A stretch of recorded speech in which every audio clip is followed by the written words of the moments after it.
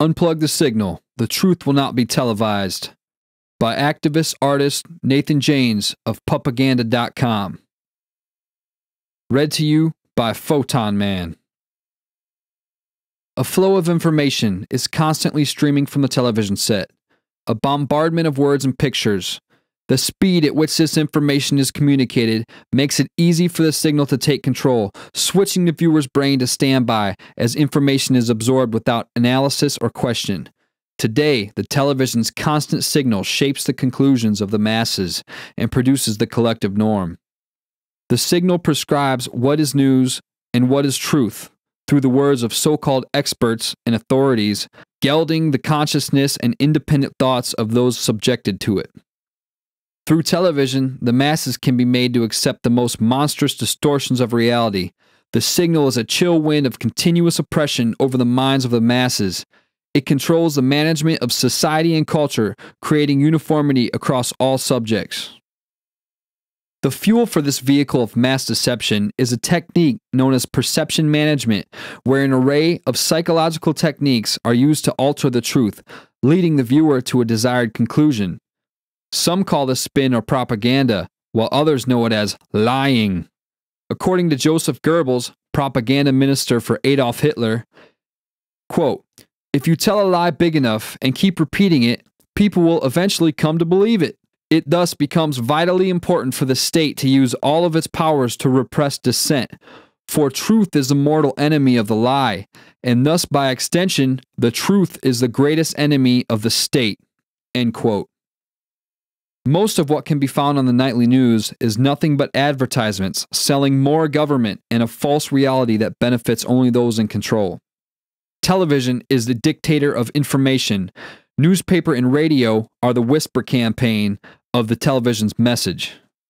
It is expected that Americans will consistently prescribe to the doctrine of the television. It is subtly communicated that one should stay within the collective and never challenge the message, for doing so may be considered an aggression towards culture. The message is, be a good consumer, always obey authority, you know nothing, listen only to experts, be content and never question or express new ideas. This signal is being broadcast across millions of screens, indoctrinating the unconscious minds of those who choose this as their only reality. Self-censorship occurs when these individuals become so deeply indoctrinated that they are afraid to discuss any information outside the paradigm of television-created culture. They police their thoughts to ensure they won't conflict with this culture. Sadly, many people's reality today does not allow any outside information to process. Instead, it is written off as conspiracy or blatant lies. Our consciousness has been destroyed so much that fiction has become reality. An entire lifestyle of poisonous foods, pharmaceuticals, and fluoridated water are accepted as safe and sold to us at the cost of our health and well-being. Those of the establishment are using the incredibly powerful weapon of mass psychology as a method of controlling the minds of the masses and altering the behavior of individuals. Edward Bernays, a pioneer in the field of public relations in the 20th century, applied Sigmund Freud's theory of psychoanalysis to manipulate the masses by engineering consent. According to Bernays, quote, "If we understand the mechanism and motives of the group mind, it is now possible to control and regiment the masses according to our will without them knowing it." End quote. Advertisers and psychologists of the billion-dollar culture creation industry manufacture trends through the proliferation of insecurities and manipulating desires and emotions. These concepts are also employed to control how individuals think about politics, as well as the possibilities and limitations within society. Those wielding power within our streams of mass communications market their plans into each generation as individuals adopt specific ways of thinking and never suspect that all major events and trends within their lifetime are actually planned by an elite few before they are even born. In our society today, culture is created from the top down.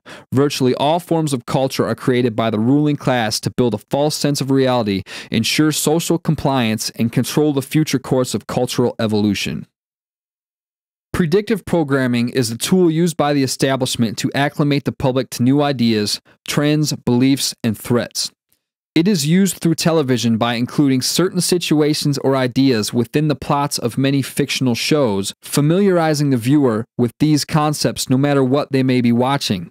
When similar situations occur or like ideas are circulated in the world, we think that these particular things are quite natural, for we have unknowingly been made familiar with them through television. By viewing nearly any popular show on television, one can see the same propaganda that will be aired on nightly news. Propaganda on a wide array of subjects has been interwoven into a great number of television shows. Just a few of these subjects include global warming, vaccinations, torture, terrorism, national security, the militarization of police, and the degradation of the family unit. Through predictive programming, television shapes culture and prevents individuals from asking questions. Crises are created on a daily basis and broadcast across the airwaves to keep individuals in a state of panic and fear. Whether it be the threat of a pandemic or terrorism, the constant state of crisis has created a form of mental illness as we are slowly acclimated into an age of crisis. By using Hegelian dialect, the television promotes the problem, guides our reaction, and presents the solution. The problem of terrorism was exclaimed, a strong emotional response was evoked, and it was stated that our rights need be sacrificed in order to protect us from the threat. We've lost personal sovereignty under the guise of terrorism. We're stopped and searched, we're watched by cameras as we go about our lives, and we're encouraged to spy on our neighbors. We have been trained to accept the life of a prisoner. America is in a state of enlightened despotism, where most individuals live only to satisfy selfish inner desires and remain ignorant of the state of the world around them. In most public places, one can find a television transmitting propaganda around the clock, ensuring the masses remain focused on trivial matters. From birth, we take the world as it's presented on television. We don't question it, and any serious criticism of TV is becoming psychologically impossible in society. Who would suspect getting born into a world where everything around you is a continuous lie? The youth of today are convinced that the experts and personalities on television are the authority of credible information, while parents and older generations are foolish with dated ideas. Children are conditioned to disconnect from what is truly important to their well-being and instead focus on mindless trivia, sports, celebrity gossip, and buying an array of material things. They invest their psychological worth in fantasy characters on the television while ignoring or even scorning individuals contributing to the betterment of humanity. They are discouraged from getting involved in their local community and often lack the ability to think independently or to resist corruption. As their children's minds are molded by the television, there's barely a murmur from the public. For over half a century, our society has lived under the signal of mental programming and conditioning. The message is clear. Don't be a leader, don't engage in critical thinking, and don't care about the people in your life. Until individuals become aware of the current information war, our standard of living and our liberties will continue to be degraded, and we will continue to lose communities and meaningful relationships between people. Currently, pockets of resistance are beginning to spring up everywhere as some unplug the signal and regain control of their own thoughts. Informed individuals are canceling their cable and satellite subscriptions and instead spending time with their families and children while participating in meaningful experiences. They are seeking alternative news sources. They are reading about those who wield incredible influence over culture like Edward Bernays, Zbigniew Brzezinski, Charles Galton Darwin, Plato, Bertrand Russell, and Aldous Huxley.